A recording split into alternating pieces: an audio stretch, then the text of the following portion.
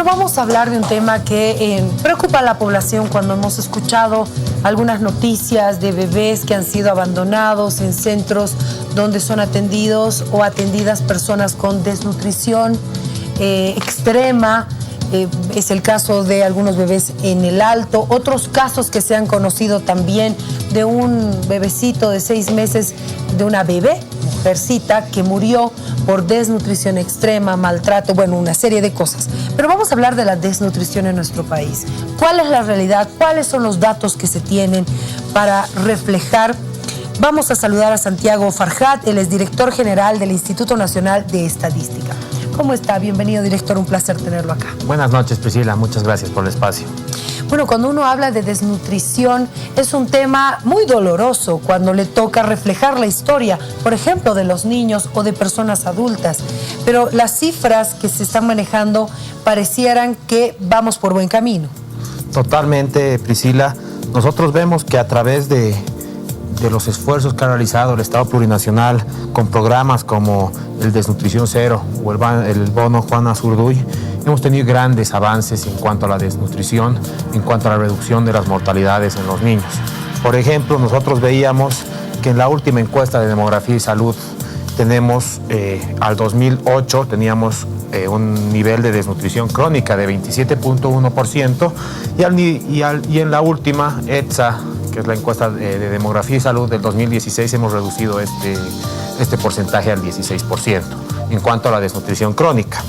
Si nosotros vemos específicamente el Departamento de La Paz, que era donde se generaba un poco la polémica de que pudo haber existido un incremento en la desnutrición, nosotros vemos que al 2008 teníamos una tasa de 17.9% y a la gestión 2017 con datos que se recogen desde el Ministerio de Salud, hemos llegado a reducir a la misma a 10.9%.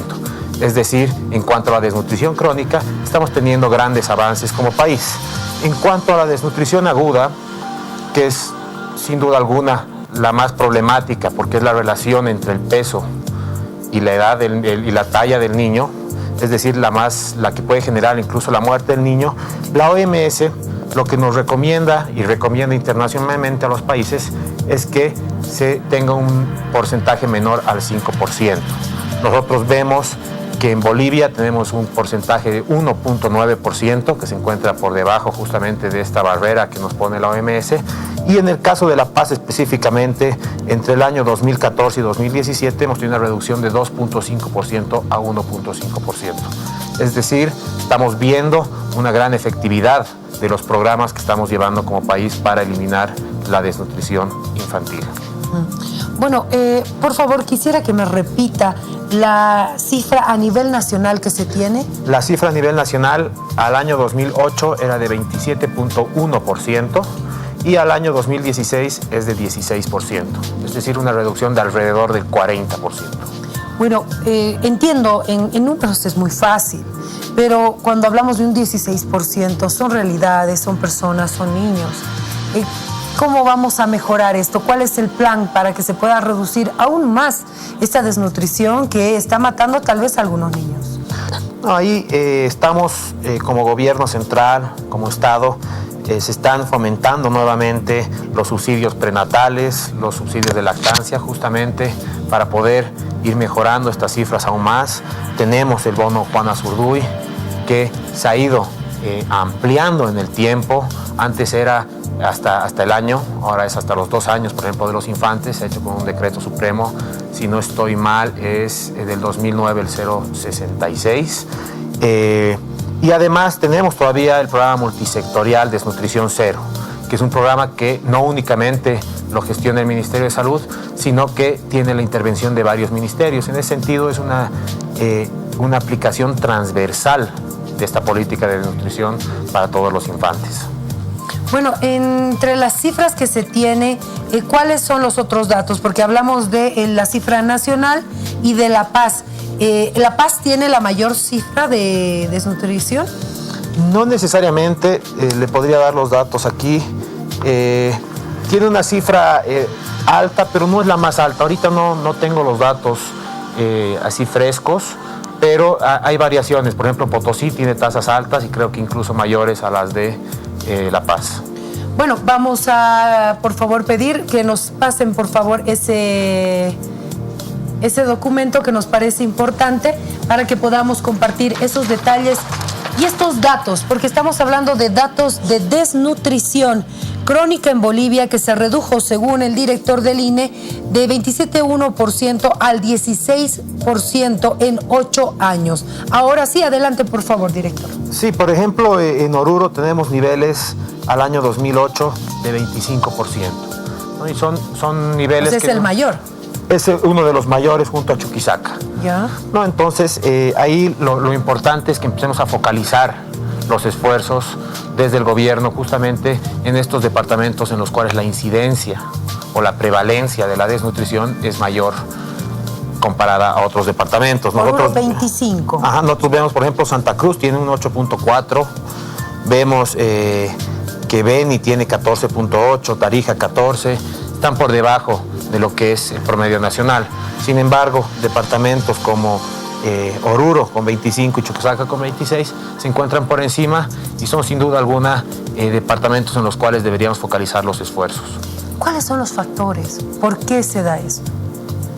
Bueno, hay dos tipos de desnutrición. La crónica, que es un tema que no necesariamente tiene que ver con la falta de alimento. La desnutrición crónica evalúa la relación entre la talla del niño y la edad. Esto quiere decir que puede ser que el niño esté comiendo regularmente, pero no esté adquiriendo las proteínas necesarias. En ese sentido, no se está desarrollando de manera normal. Es decir, esta es la desnutrición que le estoy diciendo en este momento. La crónica. La crónica. ¿Ya? No, en esta desnutrición no se pone en riesgo la vida del infante, pero sí se está poniendo en riesgo el desarrollo y su crecimiento normal. La desnutrición aguda es la que más nos preocupa y es la que nosotros tenemos un porcentaje de 1.9% a nivel nacional. ¿Qué mide la desnutrición crónica? Mide justamente el porcentaje de peso sobre la talla, es decir, cuánto pesas para el tamaño que tienes. Y esta es la desnutrición que más nos preocupa porque esta sí viene dada en parte por la falta de alimentación y la muy mala alimentación. ¿No? Entonces, realmente es que el niño pesa muy poco para el tamaño que tiene y esto implica grandes riesgos para su desarrollo, no únicamente, sino también en muchos casos pueden llegar a la mortalidad. Entonces, en este sentido, gracias a Dios, los porcentajes de desnutrición aguda son bastante bajos en todos los departamentos del país, se encuentran alrededor del 2%, debajo de lo que son los estándares que están dictados por la OMS. Ahora, permítame estos datos, no sé si los tiene. Me imagino que este 25% de Oruro y 26% de Chuquisaca es de la desnutrición crónica. Exactamente. ¿La aguda en estos dos se tiene? En Chuquisaca, por ejemplo, la desnutrición aguda es de 1.8 y en Oruro es de 2.5, algo más. Un poco más alto en Oruro, sí. ¿no? Ahora, dentro de esto, por ejemplo, cuando hablamos de la aguda, nos dice es menor el porcentaje, es la más peligrosa, ¿no? Porque se pone en riesgo la vida de los niños o las personas, en este caso. En la crónica, hablamos de que sí están comiendo, pero no lo que deberían. Exactamente. ¿Eso tiene que ver también con la cultura? O sea, la cultura de la alimentación, qué sé yo, en el altiplano no se come tantos vegetales, pero sí se come quinoa, papa, chuño, o sea, son cosas y proteínas muy importantes. ¿Tiene que ver con eso también? No necesariamente. No, yo creo que más bien la alimentación que tenemos en el altiplano es una alimentación que tiene mucha proteína, se come mucha carne, a diferencia de en otros países, por ejemplo, pero también tiene que ver con la alimentación, no únicamente que venga por el tipo de alimentos, sino por las nuevas costumbres y los nuevos patrones de consumo que estamos teniendo. No sé si te acuerdas, Priscila, hace algunos meses cuando presentábamos la nueva canasta de bienes y servicios, veíamos cómo han ido cambiando estos patrones de consumo. Sí. ¿No? Se han dejado de consumir algunos alimentos, han empezado a consumir otros alimentos y lo que estamos viendo es que tal vez los jóvenes están comiendo más comida chatarra, por ejemplo. Lo que no implica que no coman, pero la comida chatarra lamentablemente no tiene el mismo contenido calórico, proteico que requieren los niños para poder desarrollarse de manera normal. Es decir, puede ser también que por estos cambios de patrones de consumo estemos teniendo también estos niveles de desnutrición crónica. Ahora, el otro punto interesante que también vale la pena mencionar es que los grados de obesidad en los infantes, es decir, de 0 a 5 años, han crecido en 1%, alrededor de 10% de los niños tiene obesidad. ¿Cuánto ha crecido?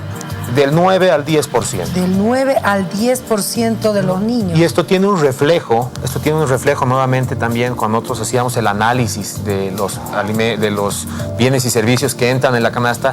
No sé si recuerdas, te decía, al 2016 han entrado medicamentos para la diabetes, han entrado medicamentos para la hipertensión, para las enfermedades cardíacas, y es también una señal de este cambio de perfil epidemiológico que estamos teniendo en el país. Antes los medicamentos que estaban más relacionados a las enfermedades diarreicas, a las enfermedades respiratorias. Hoy en día estos medicamentos han dejado de consumirse y se están consumiendo más los relacionados con la diabetes, la hipertensión, los problemas cardíacos, que el Ministerio de Salud y la gente que trabaja en salud las llama enfermedades no transmisibles. Entonces es algo interesante porque no únicamente hemos reducido la malnutrición o la desnutrición de manera importante en el país, que sí es algo para celebrar, pero también nos da unas señales de que tenemos que empezar a ver justamente estos otros problemas que están más relacionados con la obesidad y estas enfermedades no transmisibles. Ahora, estos datos son vitales, no son solo números fríos, sino parte de una política para implementarla. Por ejemplo, como decía el director, hay que ver qué pasa en Oruro y Chuquisaca para que esa cifra baje, ¿no? Hay que ver por qué los datos de la obesidad han crecido, cómo podemos atacar este tipo de problemas que definitivamente van directamente con la población, con los niños, con la gente que más lo necesita. Exactamente, ¿no? Nos tenemos que focalizar los esfuerzos donde tenemos las zonas más afectadas con este tipo de fenómenos que sin duda alguna nos preocupan. ¿Estos datos son enviados al gobierno nacional, departamental y municipal también? Totalmente. Nosotros el anterior año hemos estado haciendo una gira alrededor del país presentando esta información en todos los sedes departamentales para que ellos puedan empezar a tomar medidas y a mejorar aún más estos indicadores. Quiero resaltar que, por ejemplo, la desnutrición crónica al año 2003 era del 32%. Al día de hoy, como les mencionaba, es del 16%, es decir, se ha reducido más del 50% en este lapso de tiempo. Y yo creo que es una demostración de los esfuerzos que estamos haciendo como gobierno. Bueno, es positivo conocer que se está bajando estos números, sin embargo, nos encantaría llegar a cero, ¿no? Porque el que haya 1% o 0.1% significa la vida de una persona, significa la salud de un niño, de una persona de la tercera edad. Así que, bueno, habrá que trabajar profundamente para lograr estas cifras en cero. Pero permítame aprovechar, por favor, su visita. Vamos a compartir, antes de ingresar al tema, la conferencia de prensa del ministro de Economía, cuando se hablaban de los datos de crecimiento de nuestro país, 4,4% el primer trimestre. El crecimiento del PIB al primer trimestre está por 4.44. Es como se ha recuperado la venta de gas a los países limítrofes, principalmente a nuestros socios comerciales como Brasil y Argentina. El sector que más crece, digamos, en el país es principalmente el sector agropecuario. Aquí nosotros estamos presentando la cifra del primer trimestre y todavía no estamos diciendo hay segundo aguinaldo, porque la cifra definitiva la vamos a tener recién en septiembre, cuando ya el INE haya recopilado toda la información necesaria para ver el crecimiento del PIB.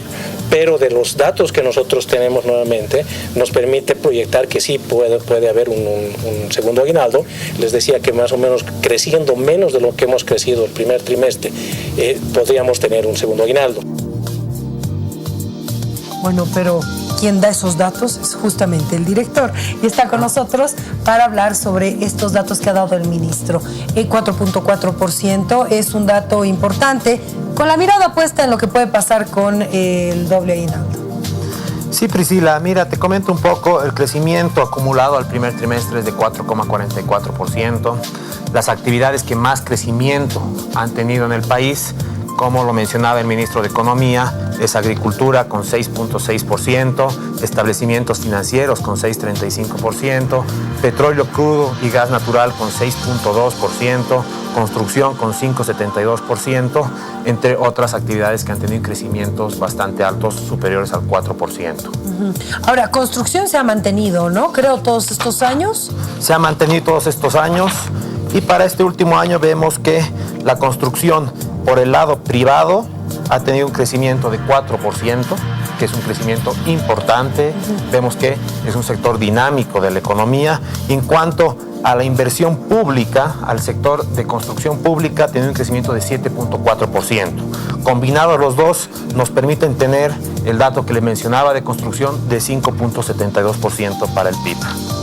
Ahora, me llama la atención también el tema de la agricultura. Hemos tenido unos primeros meses muchos problemas con las lluvias, pérdidas en la agricultura y la cifra es importante de crecimiento. ¿Cuál es la comparación con las últimas?